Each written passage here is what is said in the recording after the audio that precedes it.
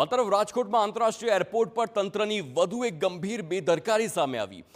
Airport પર સવારના સમયે રખડતા ઢોર જોવા મળ્યા।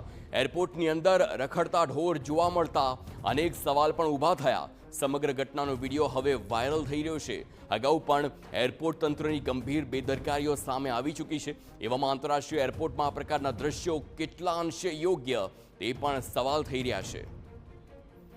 સંવાદદાતા મોહિત ભટ્ટ ફોન લાઈન પર। મોહિત, આંતરરાષ્ટ્રીય એરપોર્ટ છે રાજકોટનું અને ત્યાં જ્યારે રખડતા ઢોર ફરતા હોય તો સવાલ એ થઈ રહ્યા છે કે શું ત્યાં મુસાફરોની પાંખી હાજરી છે? શું તંત્ર આ એરપોર્ટની જાળવણી નથી કરવા માંગતું? શું સવાલ શું હોઈ શકે આખરે એની પાછળ?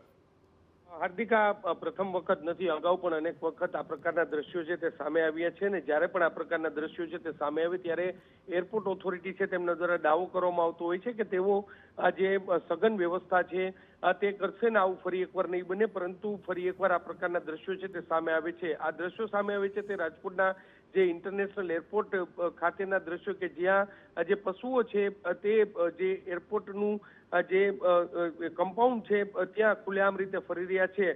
આ ઉપરાંત જે બહારથી આવતા જે પેસેન્જરો છે તેમને પણ મુશ્કેલી સર્જાય, વાહન ચાલકોને પણ મુશ્કેલી પડે તે પ્રકારના આ દ્રશ્યો છે તે સામે આવ્યા છે ને ફરી એકવાર આ પ્રકારનો વિડીયો છે તે વાયરલ થયો છે। ત્યારે જોવાનું રહેશે કે જે આ વખતે જે એરપોર્ટ ઓથોરિટી છે તે આ ઘટનાને લઈને ધડો લે છે કે પછી ફરી એકવાર આ પ્રકારના જે દ્રશ્યો છે તે સામે આવે છે। અનેક વખત જે રાજકોટનું જે ઇન્ટરનેશનલ એરપોર્ટ છે તે વિવાદમાં આવી ગયું છે। એ પછી ત્યાં એરપોર્ટની અંદર જે પાણીની જે ઘટ હોય કે આ ઉપરાંત જે વ્યવસ્થાને લઈને, પાર્કિંગને લઈને અસુવિધા હોય, આ પ્રકારની અનેક બાબતોને લઈને અવારનવાર એરપોર્ટ છે તે વિવાદમાં આવે છે ને ફરી એકવાર આ પ્રકારનો વિડીયો છે તે વાયરલ થયો છે। જી આભાર મોહિત સમગ્ર માહિતી બદલ।